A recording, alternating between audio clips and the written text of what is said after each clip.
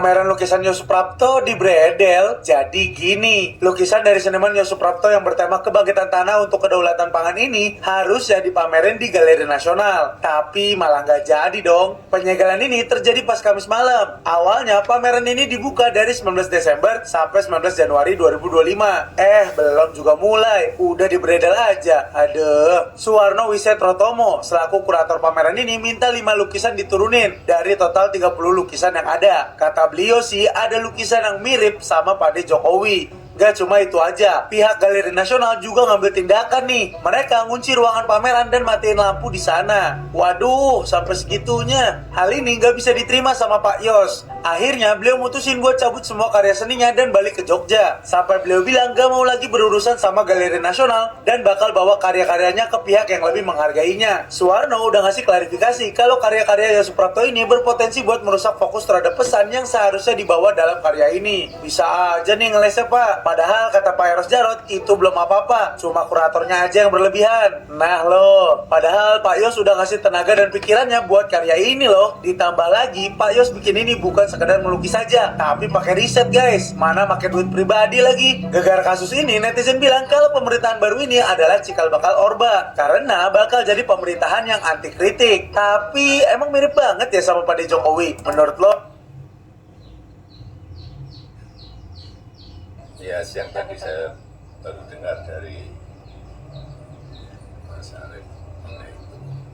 Menurut saya itu kreativitas seniman yang harus kita hargai dan juga bentuk sebuah sebuah aspirasi politik yang dituangkan dalam sebuah lukisan yang juga harus kita hargai. Kalau dipamerkan, ya kita kan katanya negara demokrasi.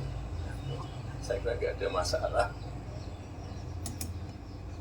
Lukisan yang saya gambarkan itu adalah lukisan memang menyatakan seperti penguasa, ya, raja Jawa yang kakinya bertumpu di atas punggung rakyat kecil. Apakah itu bukan simbol menyindir, marah? Tidak. Itu adalah fakta objektif yang saya rangkum untuk menggambarkan kondisi sosial, ya, dan budaya di Indonesia saat ini. Pernah dengar cara jualan lukisan naik berkali-kali lipat gara-gara kontroversi? Ini kisah Yos Suprapto, seniman yang bikin gempar di Galeri Nasional. Jadi, Yos Suprapto ini pakai strategi playing victim sejak di Australia. Dia sengaja bikin lukisan kontroversial, bahkan ada unsur pornografi, lalu memanfaatkan penolakan galeri buat nyari simpati publik.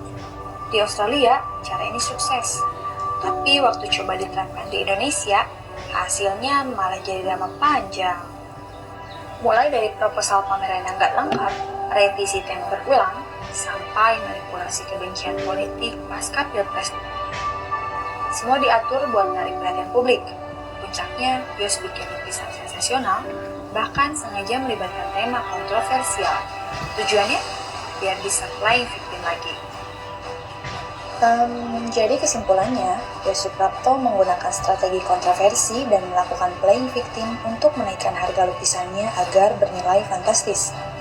Ia memanfaatkan konflik, isu politik, dan karya provokatif, seperti lukisan bernuansa pornografi atau bertema sensitif. Untuk menarik perhatian publik, strategi ini sebelumnya sukses ia lakukan di Australia, dan kini diulang di Indonesia.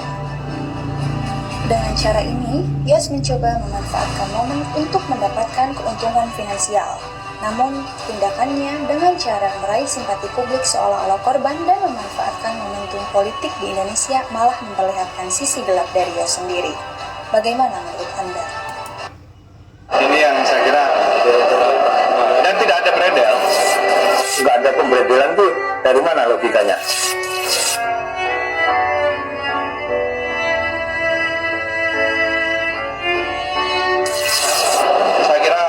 sangat mendukung kebebasan berekspresi, tapi tentu kebebasan berekspresi jangan sampai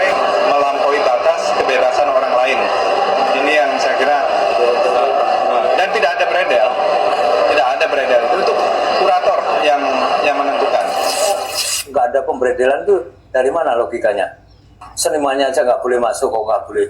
Itu namanya nggak pemberedelan. Apalagi masyarakat umum. Masyarakat umum nggak bisa masuk, senimannya nggak bisa masuk, 5 lukisan diturunkan, apa itu bukan pemberedelan?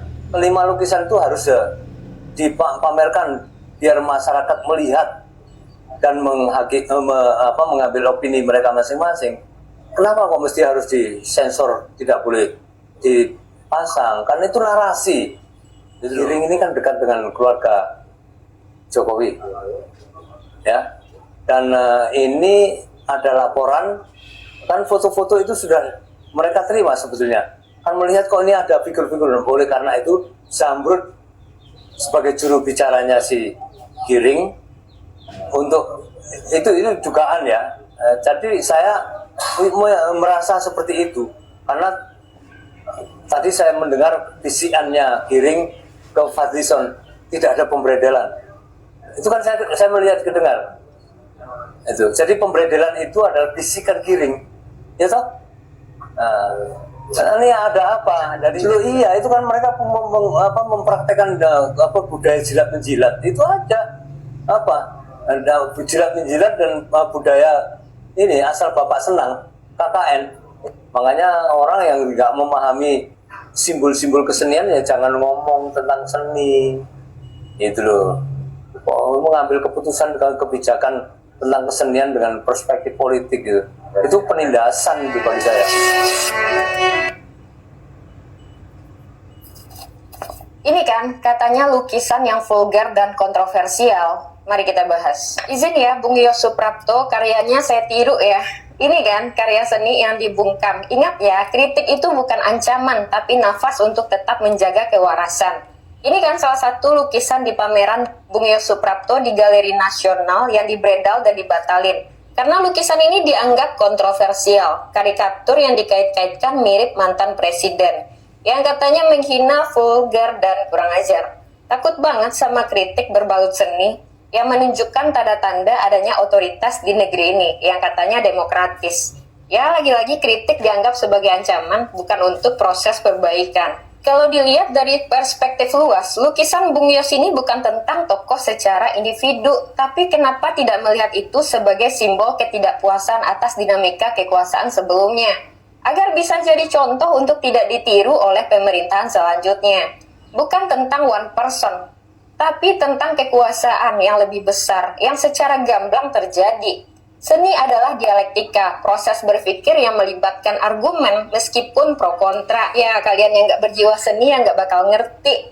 Justru dengan tidak membiarkan seni yang kritis, itu jadi kesimpulan realitas sosial dengan beragam perspektif. Kalau nggak setuju sama karyanya, ya buka ruang dialog, buka ruang diskusi untuk menyampaikan pendapat agar publik bisa nilai. Bukankah yang bersangkutan yang dianggap mirip ini tidak lagi jadi presiden? Lantas mengapa membuat panik? Ini menunjukkan seolah-olah kita masih hidup di era di mana mantan penguasa masih dipuja-puja sebagai raja. Apakah kritik terhadap tokoh itu lebih menakutkan dibanding dinasti politik, korupsi, kolusi, nepotisme, pelanggaran hukum, manipulasi aturan, melangkahi konstitusi, dan kebijakan yang menginjak kepentingan rakyat? Jadi sebenarnya siapa yang lebih vulgar, yang kurang ajar, pejabat yang mempertontonkan kebejatan, atau seniman yang hanya menggambarkan kenyataan? Koreksi kalau benar.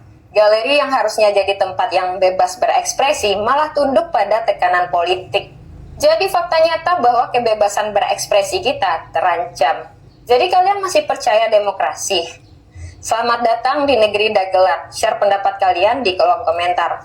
Tag video ini ke Bung Yos Suprapto ya. Aku ingin beliau lihat karya seninya ini. Silahkan viralin.